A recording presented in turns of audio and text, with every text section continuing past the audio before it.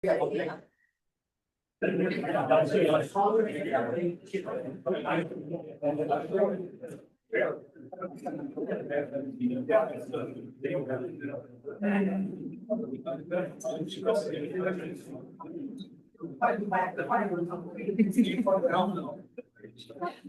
afternoon, everybody.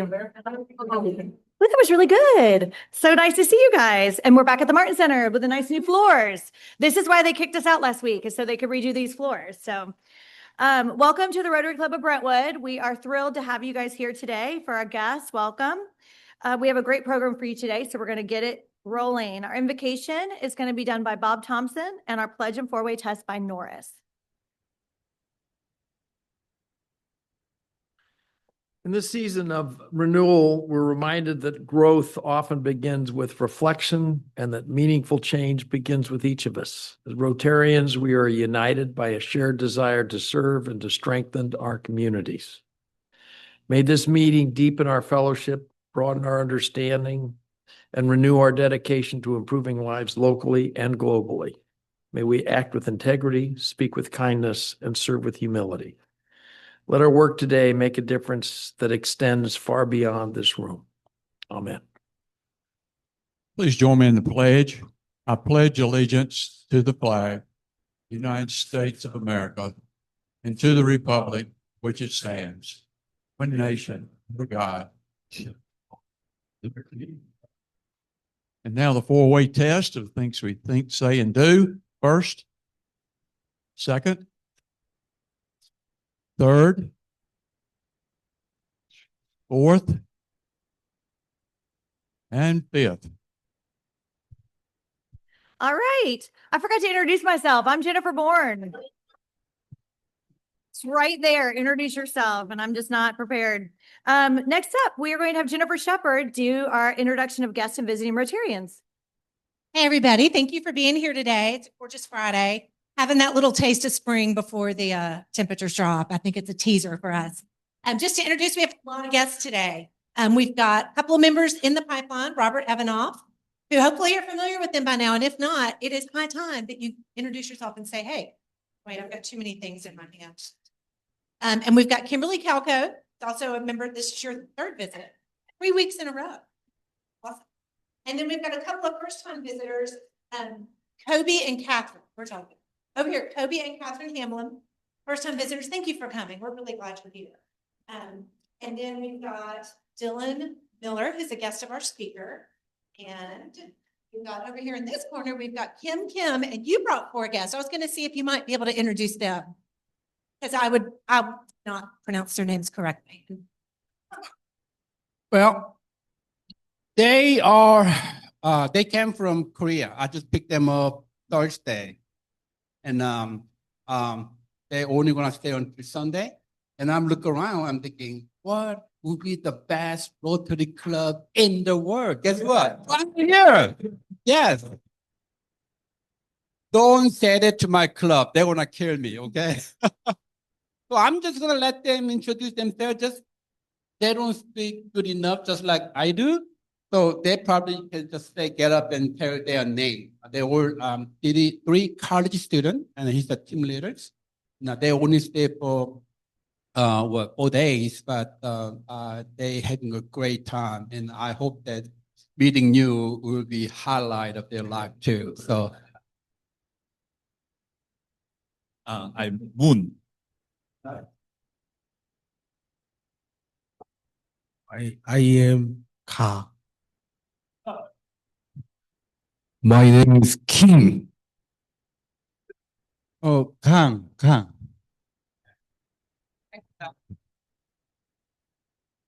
Thank you. And we're transitioning to announcements right now. And let's see if I can get away from her. There is a conference next month that Jennifer Ruane and I will go to. Now, remember the 3 Jennifers. There's Jennifer, and Jennifer. So it's Brentwood Rotary serves. It's the PETS conference for president-elect training and something else. But it's anyway, we'll be going in. There's a fundraiser. There's always a give back. There's not always a give back, but they're doing it this year. And we are asked to do a collection, a shoe drive for Souls for Souls. So on each of your tables, there's a little table tent telling you about it.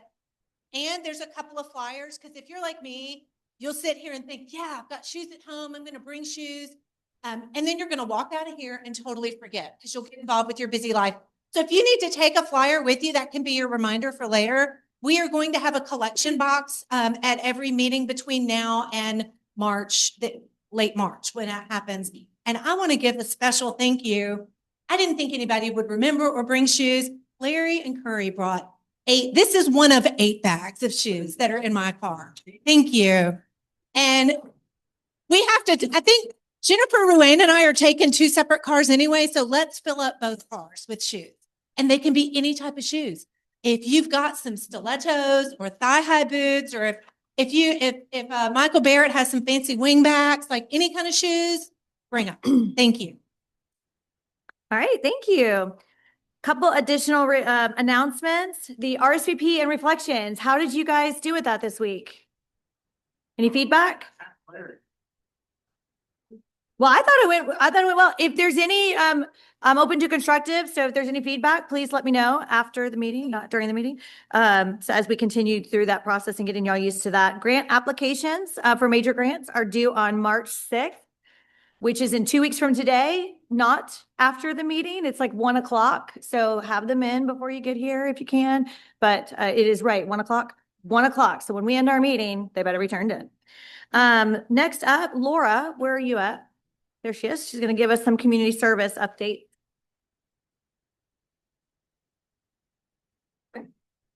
All right. So tomorrow is our serve day with GraceWorks. If you are planning to go, come talk to me so that I can sign you up and make sure that they have a head count. I've already talked to a couple of you who have said, hey, include me in yours. We are not going to register through our website anymore. At this point, I need to hear from you. So if you're coming, let me know. This one is at Fairview Middle School. And they will be starting at 7. I think we've been told 7:30 is okay to be there. So, and then next week, next Saturday, the 28th is our county-wide Rotary Service Day, Rise Against Hunger. We had originally scheduled that for January and got bumped because of the bad weather, but we are not letting that deter us from serving. So please take advantage of that opportunity. As already mentioned, please continue to bring shoes. And then the ongoing project with the Franklin Factory Carousel is a great way that our Rotary Club and other clubs, civic clubs and organizations can help to funnel into some nonprofits that are benefiting from that effort. Okay, is that it? If you guys please, it is a countywide project next Saturday, so please try to come. I'd love it for not just Laura and I to be the only representatives of our club when we're working with 5 other clubs for this project. Okay, next up is Pancake Day. Julie, you or Sarah want to come up?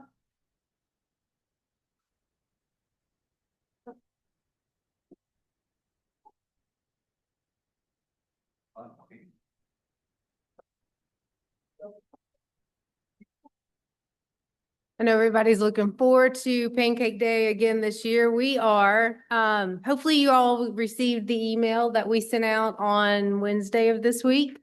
It's got a lot of good information on there. We're teaming up with the Cars for Kids again this year and Blood Assurance. So it's at Brentwood High School once again. There's an easier way to sign up this year. There are sign-up sheets on your table.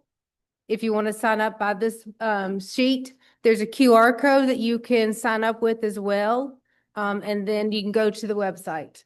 Micah, how easy was the QR code? No, how easy was it to use it? Let me show you. You get this lovely thing every 1 minute.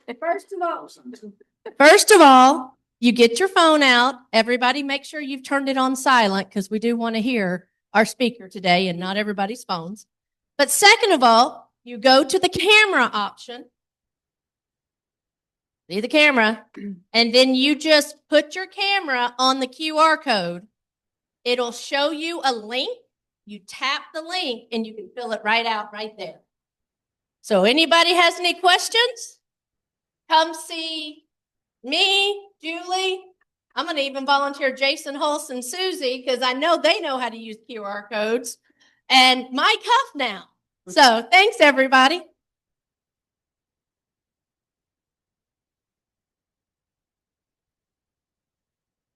Okay, a couple more announcements. Jeff Brown is home. So if you guys have been keeping up with us, he was in the hospital early December. He had his appendix removed, and then he did have some complications from that. He called me on Saturday. He is officially home, which is great news. So we are thankful for that. Sana with Family of Rotary has been working with his church, and I will send this out in Reflections. So please, if for no other reason, read Reflections this Monday. We are going to be partnering with them to do a meal chain. They're leading the charge, but if you feel so led to provide a meal for him, sign up and do that during the link or through the link that I'll send out in Reflections. Last, but certainly not least for announcements, Larry.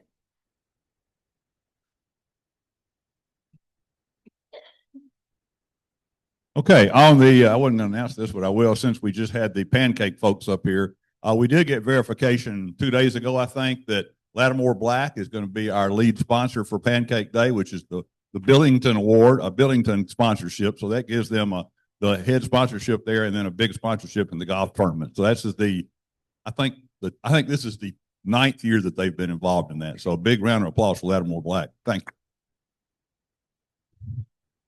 So I sent out the save the date card. Everybody should have gotten it in the club. It just went out to all the members here. It's going out to all of our sponsors, maybe today, more than likely tomorrow, and they'll get this too. It's just to tell them to put it on their calendar that it's August the 31st, but it's also a reminder that if they're a sponsor, maybe they better do something about this. So I sent this out to our members, and I got 2 sponsorships the same day from our members who called me and said, "Hey, can I get so-and-so?" And I said, "Sure." And so it works, and it's a handy thing to have. Nothing until then, except this year we're going to do something a little different. And just so you'll know, we're starting early. I'm going to give my presentation to you guys on March the 20th. We normally start in April. We're starting on March the 20th. It'll be a shorter presentation than before, but we're also going to have several more presentations over the next 6 months or 5 months about the golf tournament. We're going to really press it. Jennifer wants to do that, and I do too. So we're going to keep it in front of you the whole time, thinking that we can get more than 75 people involved in it this next year. So just keep watching. You'll get a lot of information. Remember the date. And thank you for all y'all have done so far. And thank you for what you're going to do. Thanks, Larry. So before you start your summer travel, before you get knee deep in like all of the fun stuff you'll do this summer, go get a golf sponsorship and then go have fun. All right, next, Curry Andrews is going to do Happy Bucks today. So who's happy? Thank you, thank you, thank you.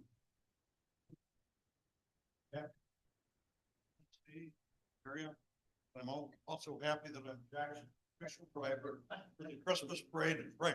Yes.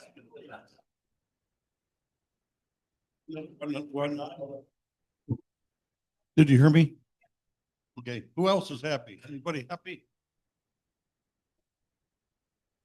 I'm happy to see one of the world's best Rotarians, Kim, with us today, and his group that he brought with him. Thank you for coming to Rotary.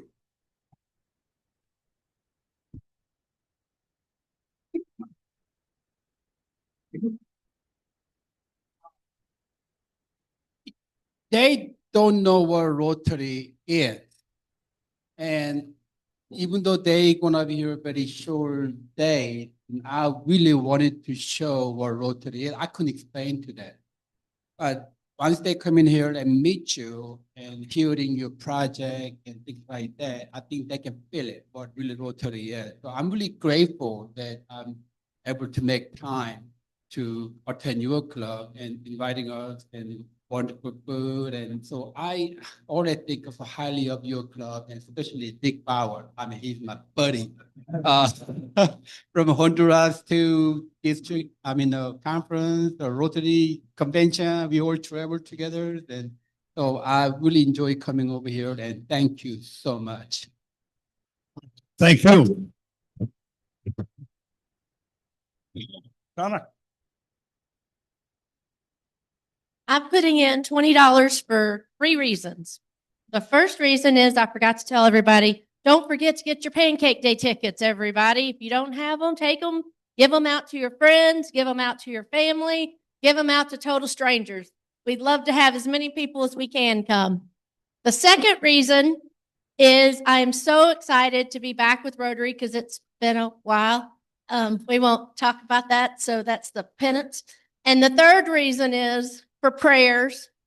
My 15-year-old nephew, I was with him last weekend, and he's learning to drive, guys, and it's scary. I'm just going to tell you.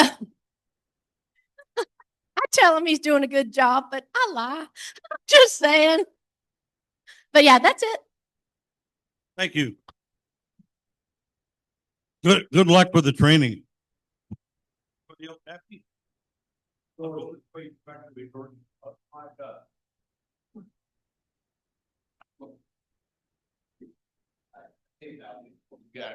I have a public service announcement. I was flipping through my credit card charges recently. We just came back from a trip, and I was being shocked by how much money we spent skiing. It's all Kip's fault for introducing me to Winter Park. Anyway, and I noticed a surprising number of Uber charges. And I called my wife and I was like, how much do we Uber? Not that much. It turns out that over a year ago, I shouldn't throw her under the bus, but my wife lost her card. And somebody picked it up and has been taking Ubers and charging Uber Eats about every other day for almost a year. And I believe, I'm not even done counting, I believe I'm out about $8,000, which is most likely going to get reimbursed to me. But here's what's interesting about that. She realized she lost her card repeatedly. And so we reported it stolen to the credit card company. They very helpfully canceled the card and reissued a card. But guess what happens that I didn't know what happens? If you have put a card into your wallet, like your Uber wallet or your whatever wallet, Visa very helpfully notifies everybody who has your card in their wallet and updates the number for them. So this person stole my card, put it in their Uber wallet. I canceled it. Visa updated their Uber wallet with my card number so they could continue this scam for almost a year.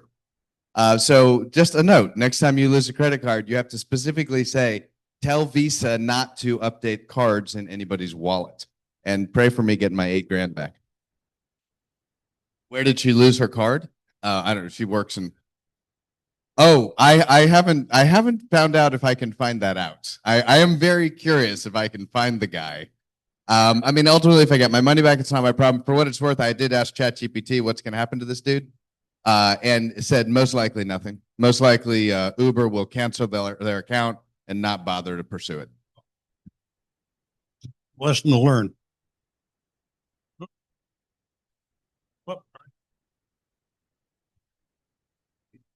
I don't know if anybody had any damage from the recent ice storm.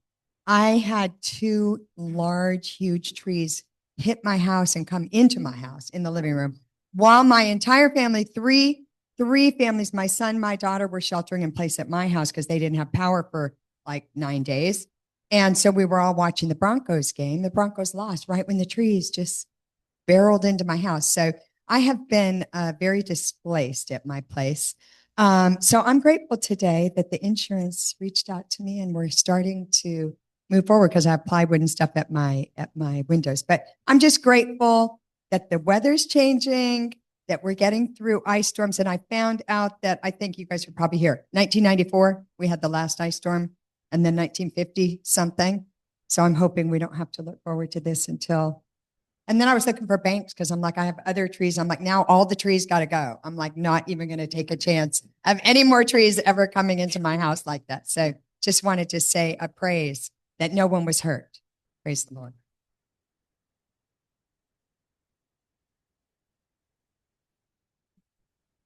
This is a welcome and a shout out to past District Governor Kim Kim, who's with us today. Over 10 years ago, he was, of course, our district governor. He helped us via $20,000 towards a global grant. And we were able to do 8 or 9 years of grant work in Belize. So thank you, Kim Kim, and good to see you again.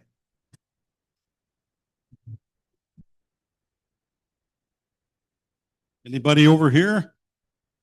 Or Jennifer, you got a lot of money? Oh.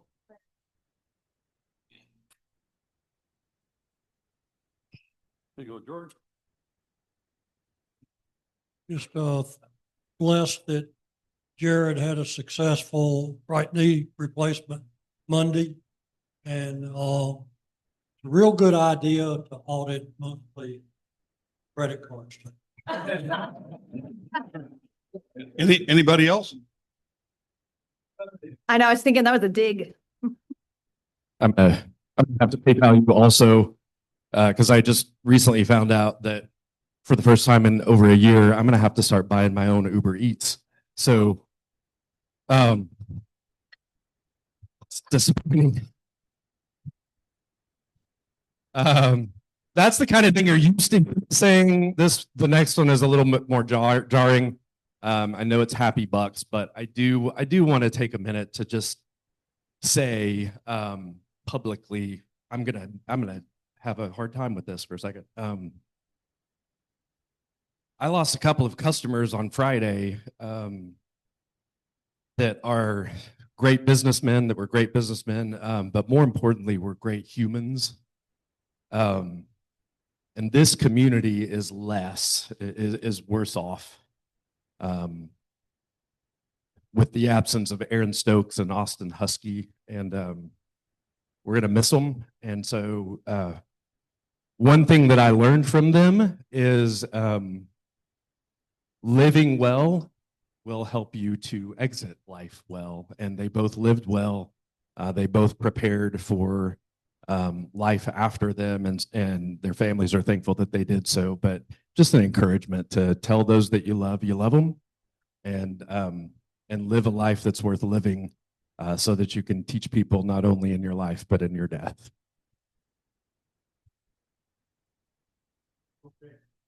All right. Thank you, guys. All right. Now we're going to move on to our program. And to introduce our speaker today is Ray Little.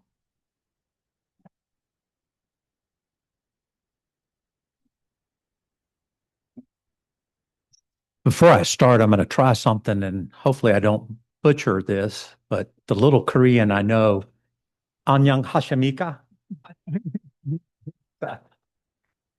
So, thank you.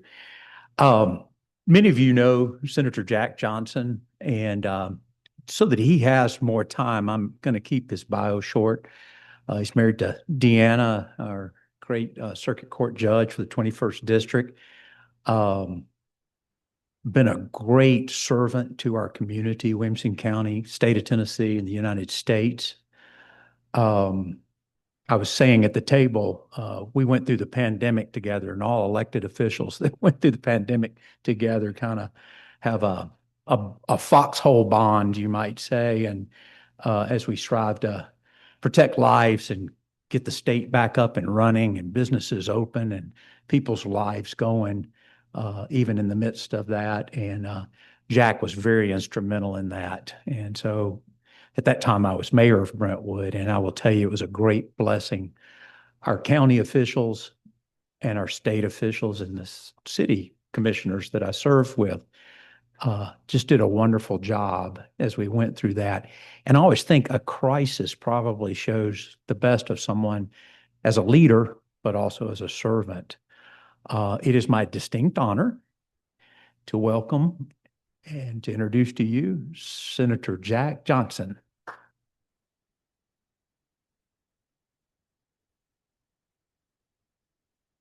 Thank you, Ray. Thank you for the introduction. It is so great to be back with you all again. It's been a while since I've joined you, and it's always a pleasure to be here. I appreciate Ray's very, very kind words. You know, one of the things that makes us successful, I think, in this county and in this community is the great working relationship we have at all levels of government. We've got Commissioner Tunnicliffe is here, Jason, obviously Ray, and we communicate. I know that's a strange concept sometimes these days in politics, but we talk a lot. The city of Brentwood hosts a quarterly dinner, has done this for years. Unfortunately, the pandemic, which Ray mentioned, it kind of stopped as a lot of things did, but they've started it back up. And literally we get together once a quarter and we have our city folks from Brentwood who do such an incredible job with this amazing community. We have our county commissioners that represent this area. We have our state legislators who come and join. And then we even have sometimes someone from our federal delegation. If not them, they typically send a representative from either, the congressman's office or United States Senate office. And we just sit around, we have dinner, and we kind of go around the room and talk about what's going on. So very, very grateful for that great relationship that we have. One other thing that you should know is Ray was in charge of the weather today. And as Brentwood City Commissioner, he was in charge. So Ray, thank you very much. You did an outstanding job with the weather today. What I thought I would do, there's so much to talk about. I'm going to hit on 3 or 4 things, and then I always love to hopefully leave some time for some questions. Be glad to address anything you would like to bring up. We are in the midst of our legislative session right now. Many of you know this, but just in case you don't, in Tennessee, our state legislature, our General Assembly, we do meet annually. Some states meet every other year. Some states meet every year, but one year they only do a budget, and then the next year they do bills. In Tennessee, we meet every year. We have an annual legislative session, and we pass a budget, and we handle whatever legislation that needs to be addressed. We take care of that. Our Constitution calls for us to convene on the second Tuesday in January at high noon. So that's when we start every year, the second Tuesday in January. We do not have a set end time in Tennessee. Some states do. They've got a date by which they have to be done. In Tennessee, we go until we finish our work. We are all citizen legislators, so as grateful as we are for the honor to get to serve you and serve in the General Assembly, we're also anxious to get back to our jobs and our families, our businesses, and our communities. Most everyone who serves in the Tennessee General Assembly does have another occupation. As grateful as I am for the $26,000 a year y'all pay me to do this, I do have now 1 kid in college, did have 2, and I got some bills to pay. So we all like to get back to our lives. We do pass a budget every year, and that's one of the things I want to touch on. It's probably the most important thing we do. Every year we pass a budget for the state. Our Constitution requires that budget to be balanced. We cannot run a budget deficit. And we do that, and we do it in a very fiscally prudent manner. There are numerous rating agencies out there that will tell you, and I concur with this, that Tennessee is the best fiscally managed state in America. We talk about your indebtedness. Some of you have heard me talk about this before. As a Tennessee taxpayer, if you take all of the debt that the state is obligated to pay and you add it up and divide it by the population, your share is $266. And that is by far the lowest in the nation. A few months ago, I was scrolling through X, Twitter, whatever it is, and I saw a post from Governor Ron DeSantis. I'm a big fan of Ron DeSantis. I think he's a great governor, and I think he's got a bright future. But he made this post, and he said, "I'm very proud to say that in Florida, they just paid off like $500 million in bonds, some that reduced the debt." That's wonderful. He's bragging about that, and he should. That's a good thing. Florida is a very well-managed state. He said, "Bringing our per capita rate of debt down to $760 per Floridian, making us the least indebted state per capita in America." I thought, I don't know that that's accurate, Governor. So I immediately took that tweet and sent it to our comptroller of the Treasury. Jason Mumpower is his name. Some of you may know Jason, does an incredible job. I said, "Mr. Comptroller, I just read this tweet from Governor DeSantis. I don't think it's accurate. Do you mind getting me up-to-date numbers?" He responded and he said, "Yes, sir, Mr. Leader. I serve as the majority leader of the Tennessee Senate, the Republican leader. And by the way, he is elected by the General Assembly, so he's pretty responsive to me." And he said, "I'll get right on it." About 30 minutes later, he came back and he said, "I've run the latest numbers, accrued interest, latest population numbers we have, and we're at $266 per person." Now, I often get asked, did I tweet back at Ron DeSantis to try to correct him? I did not. He could be president someday. I do not want to get on the wrong side of Ron DeSantis, but, and then now, depending on how you measure it, we usually come in around the second or third lowest tax state in America. I say it's hard to compete with Alaska because they pay you to live there. But we get the bulk of our revenue from a sales tax. As you know, we do not have a state income tax in the state of Tennessee. We've now enshrined that in our Constitution. There is another constitutional amendment that I want you to be aware of that will be on the ballot this November. We've already passed the resolutions in the General Assembly to get this before you as the voters of Tennessee so that you can ratify it if you choose to do so, and I hope that you will. In Tennessee, you may not know this, we actually have a state-assessed property tax. Now, I'm not talking about our local city, county, school district, taxes.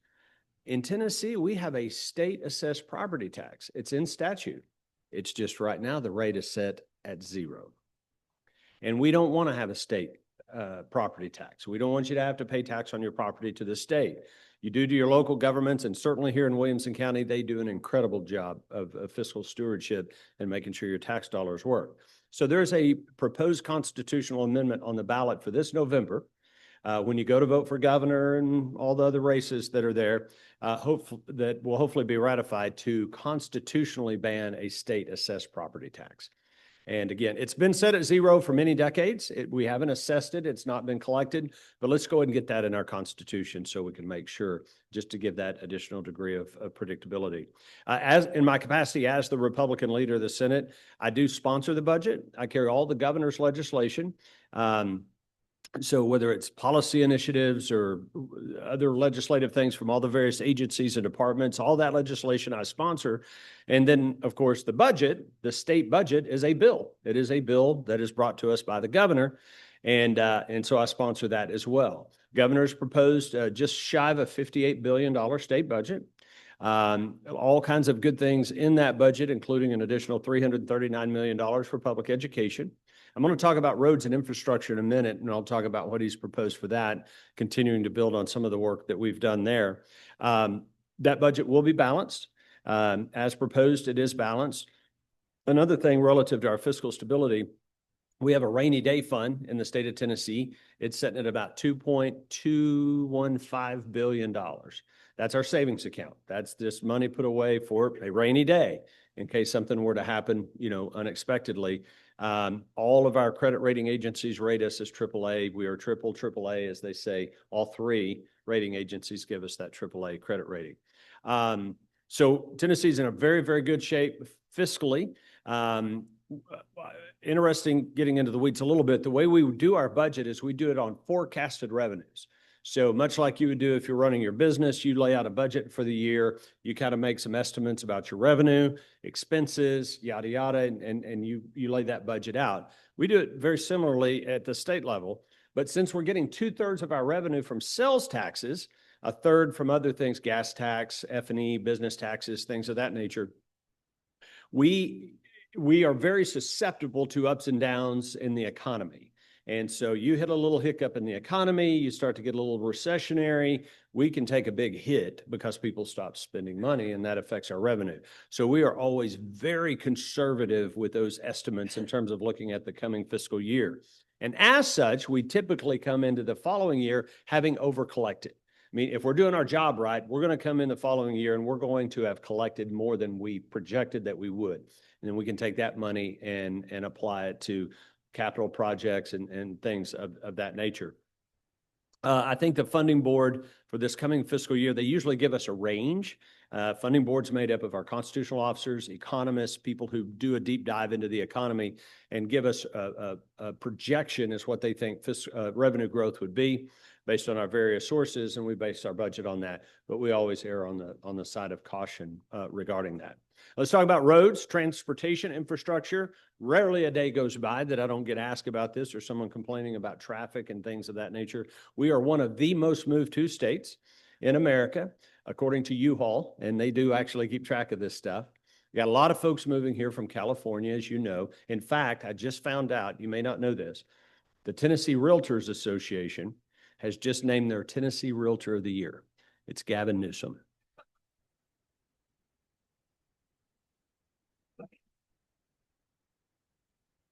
Sure, you're all welcome to come to that ceremony whenever we give that to him. I'm told that it costs you about $1,500 to rent a U-Haul trailer from California to Tennessee. They'll pay you $500 if you'll take it back.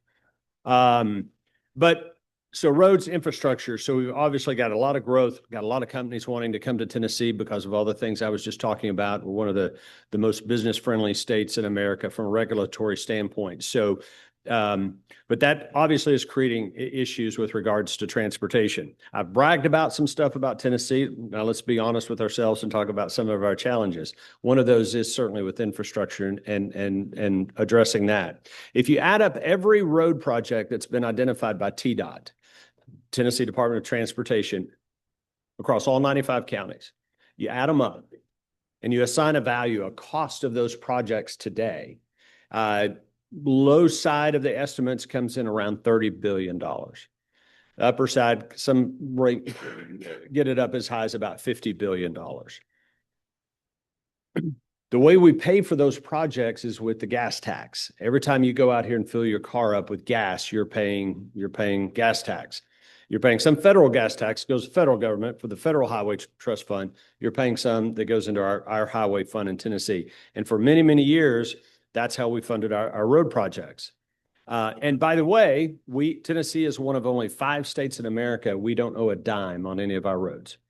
I talked about us being a very low debt state. We don't bond any of our road projects. In Georgia, about 40% of the revenue they're generating today is going to pay off bonds and service debt that was issued 10, 15, 20 years ago.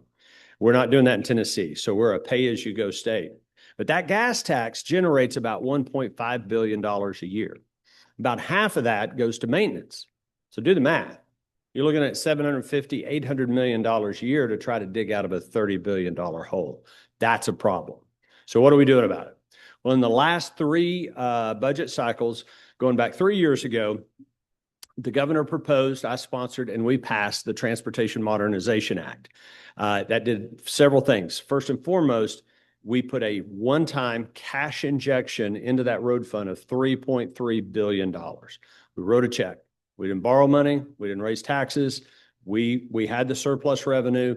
We made that cash injection into our road fund, $3.3 billion. Also in that legislation, we authorized choice lanes. I'll talk about those more in just a moment because they're going to be a really key part of our long-term strategy relative to traffic and congestion. In this last budget cycle, a year ago, the governor proposed and we passed another $1 billion cash injection into our highway trust fund. So that gets us up to about $4.3 billion that we've put in addition to what you're already paying. We also diverted a line item tax that you pay that's relative to tires when you purchase tires. It's a tax that generates about $80 million a year. It was going to the general fund, said, well, that's tires, that's kind of related to roads. Let's divert that into the highway fund. And we have, and that's that's $80 million a year and presumably will go up over time. In this budget that the governor has proposed, he has proposed another $400 million cash injection into the road fund and to divert another $25 million recurring into the base to go into the road fund. So in 3 years, because of our fiscal stewardship and the fact that we are a well-managed state and we have those surpluses, we've been able to supplement that road fund. And with this budget, if passed as proposed, and I expect it will be, we're right at $5 billion that we've put in. And we're going to have to keep doing that to expedite some of these road projects all over the state and help us dig out of that $30 billion hole. Let's talk for a moment about choice lanes because we're getting close. We authorized those 3 years ago. And what choice lanes are, if you've driven in Texas, Florida, Georgia, Virginia, Pennsylvania, there are a number of states that have done this in the past. And we've approved them now in Tennessee. And that's where I'm going to use I-24 Nashville to Murfreesboro. Anybody ever driven that in rush hour? It's a nightmare. It's our most congested thoroughfare in the state and certainly in Middle Tennessee. And so choice lane says that the state can partner with a private entity, do a public-private partnership with an entity that will come in and add capacity to that thoroughfare, usually a lane, at least one lane going each way. They build it at no expense to Tennessee taxpayers, and we give them a long-term, usually a 40-year lease on that facility, and they can monetize it. Now, a lot of people kind of grimace, I hate toll roads. I hate toll roads. I hate toll roads too. This is not a toll road. This is adding capacity to an existing facility to get traffic off of there, and it's voluntary. You can pay. Whatever lane is there now will still be there, and you can drive it without having to pay anything additional to use it. But if you're in a hurry and you're late, I was speaking to a group of realtors the other day, and they were very excited about it. And I said, you're late for that showing, and you get out there on 24 and it's a parking lot because there's a wreck or whatever, and that choice lane's over there, and there's the big sign says $5, $6, and it's zipping along at 75 miles an hour. It may be worth it to you to get in that lane. If not, you're not in any hurry, you can stay in the other lane. But it gets us additional capacity. And here's the real kicker. If those work as we expect that they will, the ROI, the return to the investors who built that facility, will be capped at some level, and anything over and above that comes back to us. So we can use that public-private partnership funded additional capacity to generate additional revenue for us to go back into the road fund. And I-24 is likely to be the first one that gets moving, and we should be hearing something about that very soon. I can tell you that it's not official, but I feel pretty strongly that the second one they're going to look at is I-65 South, coming down to Franklin and on down to Spring Hill, and probably even as far as Columbia, and that for that thoroughfare. Other thing that I'm very, very excited about, you've probably read or seen a little bit about this in the news, is the Boring Company. The Boring Company coming to Tennessee to build a tunnel underground from downtown Nashville to the airport. This is an Elon Musk company. It's one of his many companies. Weekend before last, I flew out to Vegas because the only other one that exists now in America is in Las Vegas. It's called the Vegas Loop. And I went out and got a full behind the scenes tour of that. They got about 4 miles now that are operational, but they're digging, and they've got these machines they're built that go down and bore this thing out, and they put the skin in there and create a underground highway. And it's owned and operated by the Boring Company. It'll be a Tesla automobile. I got in it. I was in a Tesla zipping all around underground, and that's coming to Tennessee. And they should start digging any day now. They're starting near the Capitol, kind of on the northwest side of the Capitol. If you're down there, you'll see the parking lot there, and they got it fenced off. That's where the machine's going to enter. They're going to have 2 of them, boring 2 holes. They signed the deal. You probably saw in the news with the airport, Nashville Airport, to bring it out at the airport. They've done a long 40-year lease there with the airport for that to come out. So you fly into Nashville if you're heading downtown, if you're a bachelorette party, or you're coming to some convention or something in Nashville, you'll be able to step out that airport and get in a Tesla. 8 minutes, you're stepping out at the convention center. Now, you say, well, okay, that's great. That may take some traffic off of I-40, which will help, some, and it will. But they have big plans. They have big plans in Vegas. I saw their map. It's their initial build out under Vegas is 68 miles of tunnels going all over. And so they're already planning, in addition to the route from the airport to downtown Nashville, near the convention center, they're already planning to go out West End, and they'll have a stop at Vanderbilt. They'll have stops along West End heading on out. So it's not gonna solve our congestion issues, but in addition to all the other things we're doing, that's going to be a key part of it as well. Very, very exciting technology. Be happy to answer any questions about that. Last thing, and then I'll leave time for a couple of questions. Let's talk about education. Again, if we're going to be honest with ourselves as a state, we're doing a lot of things really, really good. Over the last 20, 30 years, public education has not been one of those, but that has changed really over the last, I'd say, 10 to 12 years. There's an organization called NAEP, National Association of Educational Progress. And they measure all 50 states. They compare them with one another.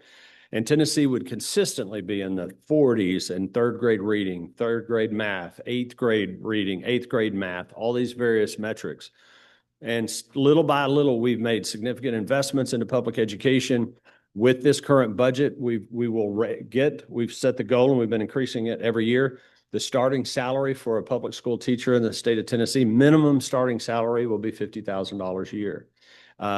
8 years ago, when Governor Lee came into office, it was $35,000 a year, because we want to be able to recruit and retain really, really good teachers.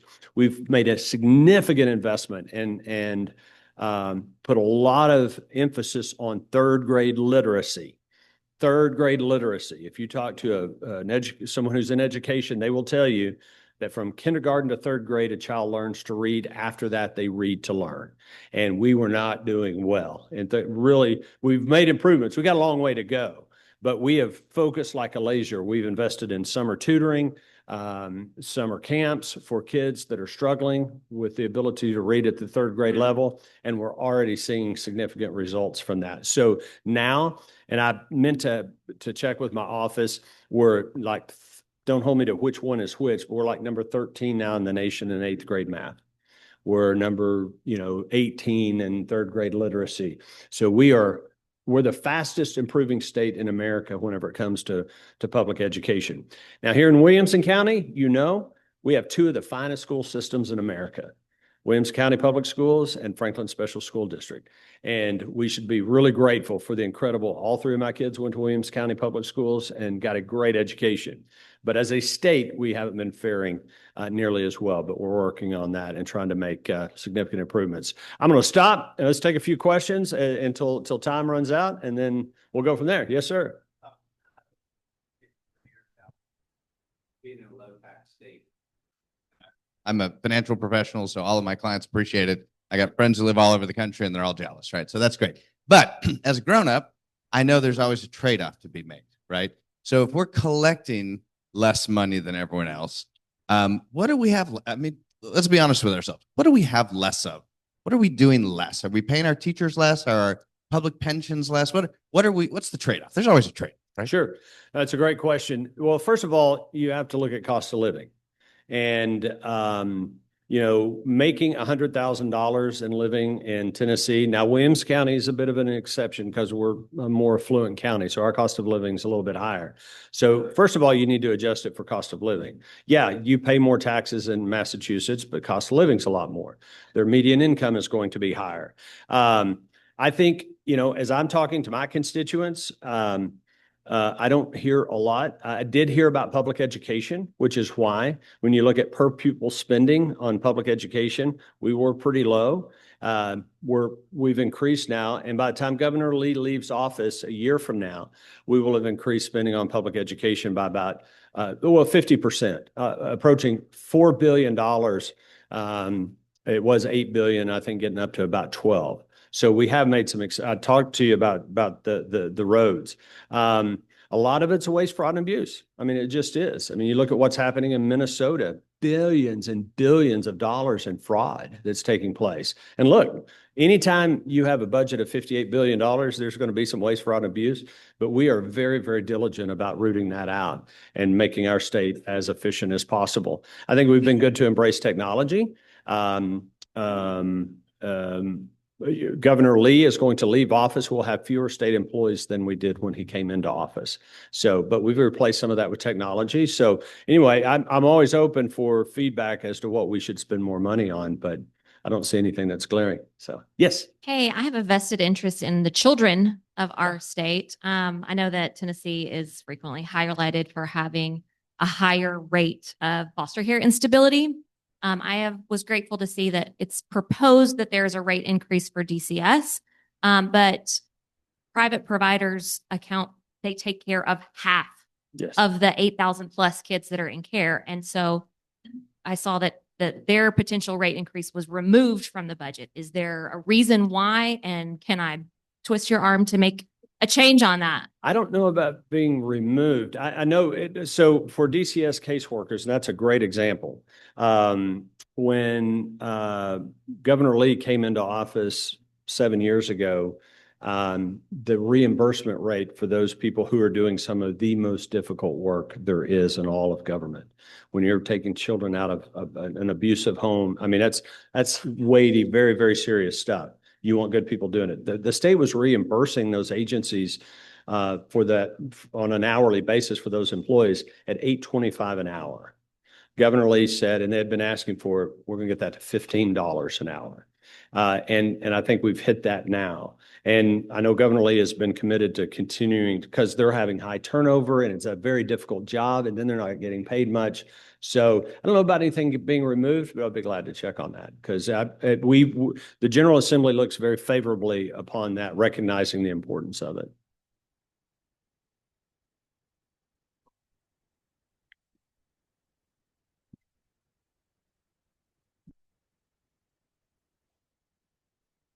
Well, I've not been here 20 years. I've been here 5. I came from the state of California. I think this is an incredibly efficiently run state. And I just checked the per capita debt level in the state of California, $12,500. Thank you. You know, last time I checked, I'm glad because sometimes I will cite, and it wasn't recently when I talked to the comptroller, but the last I checked, the highest was, doesn't surprise me that California has overtaken Connecticut, because it was Connecticut at about $11,000 per person compared to our 266 or whatever dollars it is. So yes, ma'am. What happens I'm really concerned about safety in Nashville because I've been looking, we always know Memphis is number 1 in pretty much everything. I've seen Nashville grow on that list as well with like major homicide, murder, all that kind of thing. In fact, I had a personal friend who was attacked on Music Row at 11:30 in the morning coming out of a studio that she's had there for 20 years. What happens with regards to the budget and what you all are planning to keep the city safe? Great question. Crime, public safety, big issue. Let's talk about Memphis for a second, because you're right. It's really sad. I love Memphis. I mean, Memphis is a great city. My good friend, Senator Brent Taylor, who represents Memphis, he calls Memphis, and he means this very affectionately, it's a gritty river town. And it's got great history. It's got great assets, whether it's Graceland, Beale Street, all of that stuff. But the crime down there has been horrific. Several things there. And I have openly criticized the district attorney down there. His name's Steve Mulroy. Very nice guy. I've met with him numerous times. But he is all about restorative justice. His office let someone charged with first-degree murder out on personal recognizance. And big surprise, they went out and murdered someone else. He is the only George Soros-backed funded DA in Tennessee. But as you know, months ago, Governor Lee asked for and President Trump approved the deployment of the National Guard to Memphis. That aligned with something we were doing at the state level called the Memphis Safe Task Force. And that's where we sent resources like 50 additional state troopers, TBI agents, working with the FBI down there to really, really go after the crime down there. And sadly, we're kind of having to do it over the objections of locally elected officials down there. The county mayor of Shelby County used to serve in the state Senate with me. His name's Lee Harris, nice guy. He has openly called for the Guard to come out. Yet in the 6 months they've been there, crime is down 50%. They have found over 300 missing children. They have arrested and jailed hundreds and hundreds of people with outstanding warrants for violent crimes. If you put the resources in there, you can. But it's a really big deal when you reach the point, as we did as a state and the White House did as well. I'm sorry, local government, you're not getting the job done. You're not getting the job done. And so the state has the obligation to come in and intervene. That's a really big deal to do that. Will Nashville get to that point? I hope not. I hope not. But if it does, then we at the state level are prepared to go in and intervene. And we have demonstrated now that it can happen. And I will tell you, Memphians are really happy, really excited about it. I mean, people are going downtown. They're going out to eat. The city of Memphis in 2024 had more murders, not adjusted for inflation, had more murders. It was nearly 400 homicides than New York City. New York City has 8 times the population. There were more murders, homicides in Shelby County. We as a state, the General Assembly, our Constitution is very clear. Political subdivisions are created by and they're accountable to the state. And we're blessed here because we have incredible local communities that do a great job. Williams County, City of Brentwood, City of Franklin. I start naming them and I won't name them all and then I'll be in trouble. But all of them are so incredibly well managed. But if a Nashville or a Memphis is not getting the job done, then not only should the state step in, I would argue that we're derelict in our duty if we don't. Final thing I'll say about this, it's another bill that's been filed relative to the school system down there. It's horrific. It is, 10%, fewer than 10% of the people graduating from the Memphis Shelby County school system are literate, can read. And so we've been wrestling with that. We've tried intervention things. We've done various things. There's a bill out there now. Well, let me back up. A year ago, we ordered a forensic audit of the Memphis school system. We appropriated $6 million. And for the last year, this out-of-state highbrow auditing firm has been in there. They do these audits all over the country. They did a briefing for leadership in the General Assembly the other day, and the word they kept using was unprecedented. Unprecedented the amount of fraud and waste that's going on in that school system. So we have legislation. I'm a co-sponsor. We are going to impose an oversight board over their elected school board that will be the final decision maker for that. We have to intervene. They don't like it and start hearing local control, which I am all about local control. But when they're not getting the job done, the state has the obligation to step in and make it right. So I'm out of time. Thank you guys for having me. It's always a pleasure to be with you. Thank you. All right. Wow. Yes, so we are doing our part, or we're trying to do our part for literacy in our city. We read to elementary school kids. This is a gift to our club. Thank you for coming. If you'll write in there your name and just a little bit about yourself, we share that with the elementary school kids. Outstanding. I'll do that. Thank you, Jennifer. Okay, I'll be very, very quick. Jack, Dylan, thank you for coming. Kim, Robert, we are going to be inducting him next week, so don't miss that. I'm going to try this. Kim, I know you. We've got Ga, Kim, Moon, Joe. Did I say it right? Okay, okay, and then Colby and Catherine, where are you guys at? Thank you for coming. Colby and Catherine are interested in potentially to live here in our city, and we'd like for them to consider membership. So go say hi to them before they leave. Us today. Next week, we have Rogers Anderson, Williamson County Mayor, current mayor, coming to speak.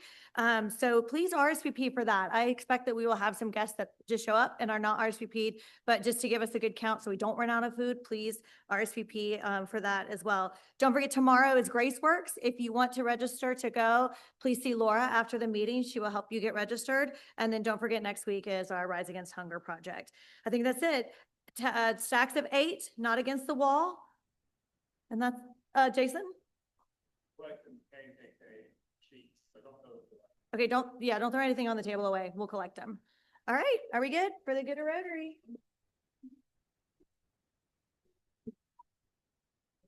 That's fun.